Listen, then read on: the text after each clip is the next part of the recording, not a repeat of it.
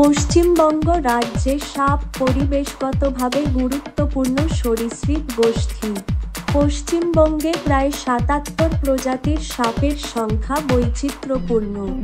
দুর্গাপুরে করা এক গবেষণায় ৬টি পরিবারের ২৩টি প্রজাতির তথ্য পাওয়া গেছে।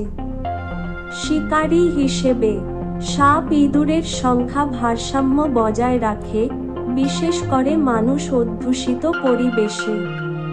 শিকারের সহজলভ্যতার কারণে সাপ প্রায়শই মানুষের অধ্যুষিত এলাকাগুলিকে তাদের আবাসস্থল হিসেবে ব্যবহার করে।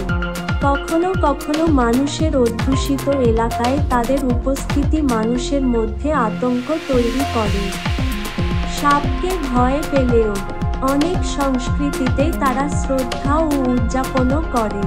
পশ্চিম বাংলায় ঐতিহাসিকভাবে সাপকে পূজা করা হতো এবং তাদের আবাসস্থলগুলিকে পবিত্র হিসেবে সুরক্ষিত করা হতো।